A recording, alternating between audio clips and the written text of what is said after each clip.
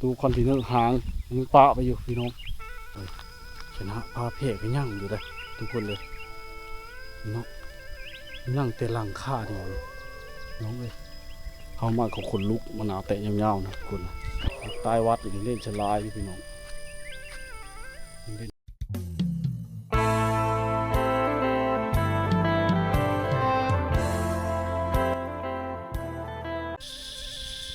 ทักทายสบายดี FC ทุกคนนะยินดีต้อนรับเข้าสู่วิถีชีวิตคนไทยบ้านเช่นเก่าเช่นเคยพี่น้องวิดีโอนี้ครับกับสิพาพี่พาน้องมาติดตามรับชมหมู่บ้านหางหมู่บ้านหนึ่งเนาะที่อยู่บ้านนาสะเลาะนะพี่น้องที่ห่างไกลเนาะมันอยู่ในตังอยู่ในป่านะแต่ข้างนึงจะเป็นทงหน้าเนาะมีข้อมูลมากเลยน้อยแต่บ่ฮู้อันมันเป็นบ้านหางอีกชั้นเนาะหมู่บ้านนี้ก็ยังบ่ฮู้นะเดี๋ยวติดตามชมกันไปคนทางก็ยากเลยพี่น้องยังเดินดูฝนเนาะแต่ทางก็เข้าได้อยู่เนาะเดี๋ยวไปกันเลยพี่น้อง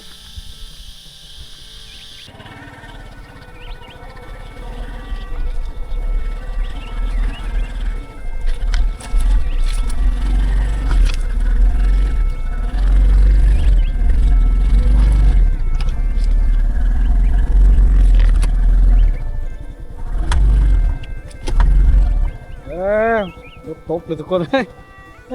ไปบ่ได้เตอเพื่อสิเข้ามาฮอดพี่น้องไอ้รถข้าเนาะหมู่บ้านแห่งนี้บอกว่าหมู่บ้านอย่างเดียวไปถามกันเนาะเห็ดเขาเลี้ยงงูอยู่พี่น้องเลยเนาะห่างไกลจากอันเส้นทางเล็กชิปเข้ามากับประมาณกิโลปลายนะกิโลปลายพี่น้องเนาะเป็นเส้นทางที่เขาเจ้าเที่ยวไปเที่ยวมาแล้วไปให้ไปหน้าเขานะน้องเนาะเดี๋ยวที่ตาชมกันเนาะเมื่อจะแล้วพี่น้องถามว่าท่านจะเนาะหมู่บ้านแห่งนี้เป็นหมู่บ้านที่ใหญ่เบิ่งลักษณะท่าทางแล้วทุกคนเนาะเนาะยังมีเพียงหลังคาเดียวเนาะ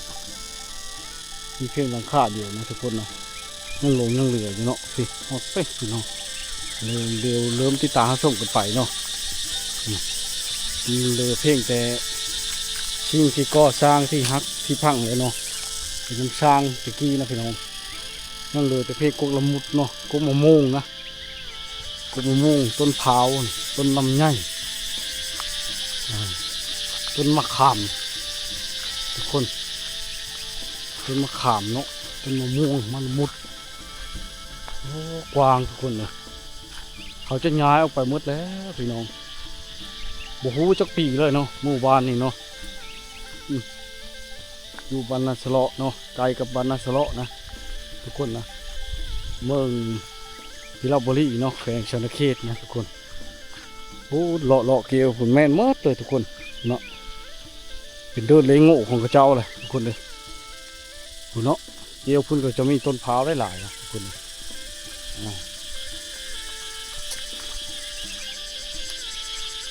ดินก็เป็นดินที่อุดมสมบูรณ์เนาะเหมาะกับการปลูกผักเลี้ยงสัตว์ทุกคนเนาะกบโอ้ยโมล้นสลานพี่น้องนี่นะกินเนาะนี่อันนี้ก็เป็นเดินแล้วพี่ทุกคนมะพร้าวยังดกอยู่เนาะมะพร้าวยังดกอยู่พี่น้องโอ้ยังมีแต่เพียงหลังไงเนาะผูกอยู่ผูกพี่น้องบ้านเนาะเสาไฟฟ้าก็มีเนาะสมัยตะกี้นี่ทุกคนแต่ว่าเขาม้างออกไปแล้วเนาะอันนี้เป็นต่อพร้าวที่เก่าแก่เนาะทุกคนเนาะ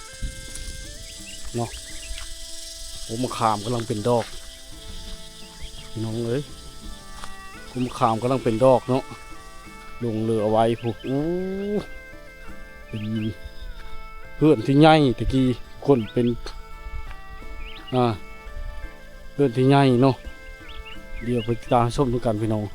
นี่มันจะเป็นเดินเลงโง่เขาเจ้าแล้วทุกคนเลยนี่เนาะยังลงยังเหลือไว้ให้พี่น้องได้มาติดตามรับส้มเนาะ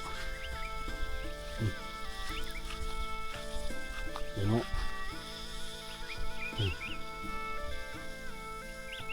กว้างชมขวดพี่น้องประมาณ100 ปลายหลังคาเลยที่200พี่น้องเนื้อที่กว้างพี่น้องรับ5-6 เฮกตาร์เนาะ เนาะเสาไฟฟ้าตะกี้เนาะพี่น้องเลือเพลงซากปลักหักพังตะกี้เนาะ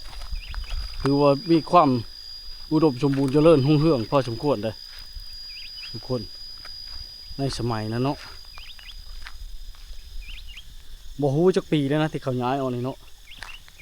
ยังเหลือแต่โครงห้างการก่อสร้างพี่น้อง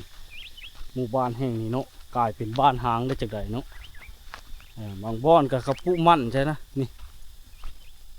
ปุกมั่นใช่ทุกคนโอ้ตู้คอนเทนเนอร์ก็ยังมีนะทุกคนกว้างขนาดหมู่บ้านแห่งนี้เนาะยังคงไว้พี่น้องได้มาติดตามรับชมเนาะปูนหอดพุ่นผู้พี่น้องขึ้นไปหอดพุ่นกับแม่นเนาะพุ่นเนาะขอบเขตมีต้นโมงต้นขามต้นมะงิ้วอย่างต่างๆเนาะตู้คอนเทนเนอร์หางมันปะไปอยู่พี่น้องมาพี่น้องเลยมาติดตามรับชมเนาะคือว่าอะไรเข้าบ้านหางนี่จะบ่มีไผกล้านอนหรอกพี่น้องขนลุกทันทีเนาะมากเว้นเลยนี่แดดเนี่ยก็ยังต่างๆเลยทุกคนเลยเนาะแต่ว่ายังมีทางหนทางคนไปให้ไปหน้าเขาเนาะหนทางเขาเจ้าไปให้ไปหน้านะทุกคนนะมาพี่น้องเลยมาติดตามรับชมเนาะกุโมงกำลังเป็นเลยงามนี่เนาะกำลังสุกเนาะเป็นโหเป็นดินดอนตอนหญ้าเขาก็เป็นโหเป็นเฮ็ดโหไว้เลี้ยงโง่หรือว่าปลูกผังมันต้นเนาะปลูกมันต้นพี่น้องทุกคนเนาะทางนี้ก็จะกลายเป็นป่าเนาะเป็นป่าทุกคนเป็นป่าอันนี้ก็เป็นเฮิร์นเขาเจ้าแต่เก่าเห็นแต่เปอะหอยฉลาดอยู่เขาดุดพี่น้องต้นมะพร้าวโอ้ลายฟ้าลาปีขนาดเนาะคนเนาะเลาะจังต้นมะพร้าวได้นะทุกคนนะบ้านเมืองมีการพัฒนาเขาก็เปลี่ยนแปลงเนาะไผ่พากับรักไผ่ก็มีเนาะทุกคนแต่ก็บ่ฮู้ว่าสาเหตุใดเขาจึงย้ายออกจากนี้เนาะอาจจะมีเหตุการณ์ใดหนึ่งก็เป็นได้เนาะบ่พบคนซ้ำบางเลยพี่น้องเอ้ยเนาะผมมาขามก็แต่ดึกดำบรรพ์เนาะไม้ตะกี้กบปีบ้างทุกคนปีบ้างเนาะเนาะน้ำแถวนอกนี่ก็จะเป็นงัวควายเนาะมันมากินหญ้านะมะพร้าวกระดกทุกคนดกเนาะต้นจำปาจนล้มจนค้นนะมันหลายฟ้าลาปีเลยน้องเอ้ยเนาะ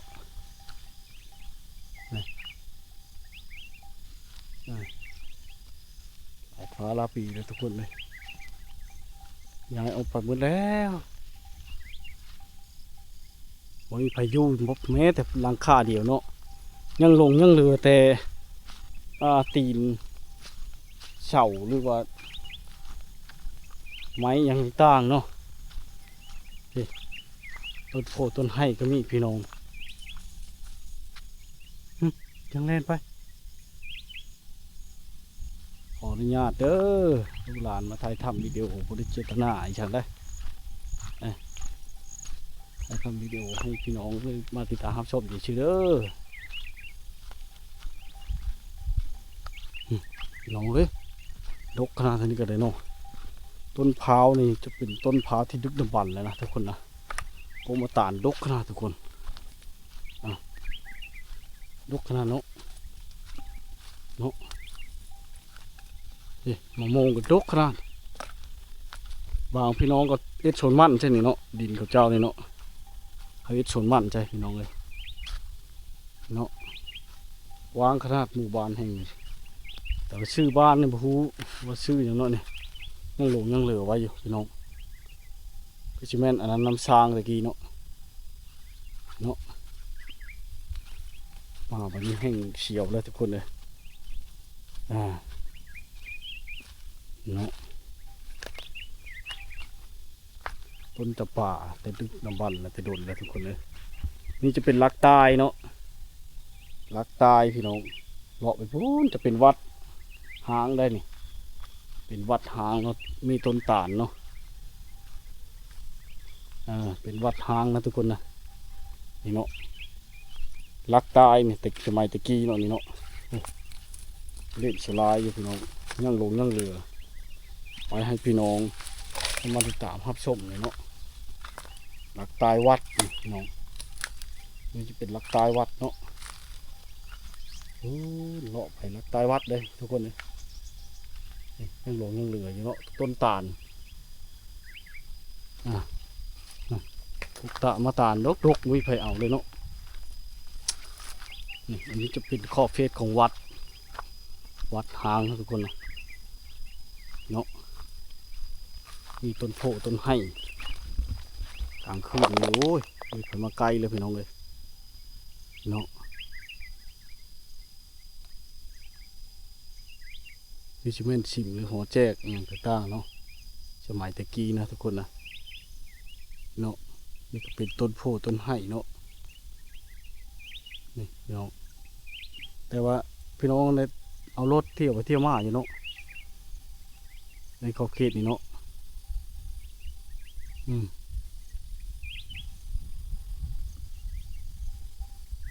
จะเอารถเที่ยวไปเที่ยวมาอยู่เนาะแต่ว่าในฤดูกาลนี้นี่ก็ชีไผมากาโน่นแล้วทุกคนเนาะเป็นเพลงแต่คนทางเที่ยวของพี่น้องประชาชนเขตนี้เนาะลักตาก็ยังยั่งอยู่พี่น้องเนาะขออนุญาตถ่ายทำหน่อยเด้อ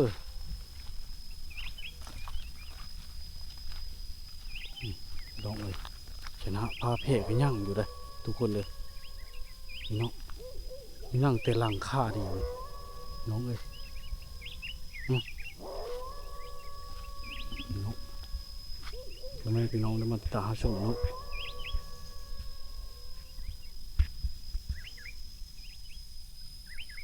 มุ้งเลยเป็นเนาะเป็นไม้ชั้นดียังลงยังเลยอยู่นะทุกคนนะ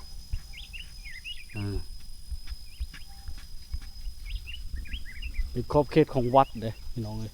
นี่เนาะต้นโพต้นไห้ใหญ่ขนาดทุกคนเลยแล้วก็เหลือเพียงต้นตาลเนาะ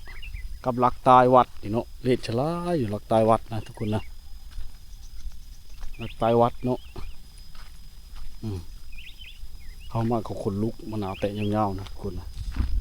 แต่ค่ะมานำเสนอให้พ่อแม่พี่น้องเนาะมาผู้เดียวมากกลางเว้นเนี่ยมาได้ยุพี่น้องมากลางคืนเนาะไม่ได้เลยพี่น้องเลยเนาะเนาะลักตายนี่ยังดีเลยคานี่ให้เต็กพี่น้องทั้งหลายเนาะลักตายเนาะนี่ลักตายวัดก็มีเหมือนทำน้ำส้มน้ำหวานนี่เนาะพี่น้องคิดนี่เนาะลักตายวัดนี่เล่นฉลายพี่น้องเล่นฉลายอยู่เนาะ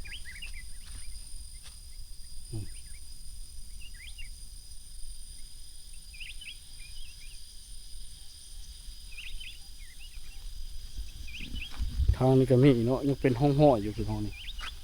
ไม้มันก้นทับบะฮักทับเนาะพี่น้องวางขนาดพี่น้องเลยโอ้ไปต้นเนาะ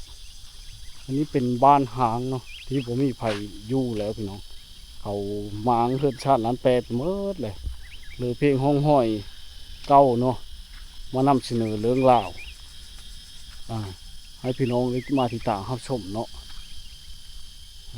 พี่น้องเลยอย่างเพียงแต่ต้นโมง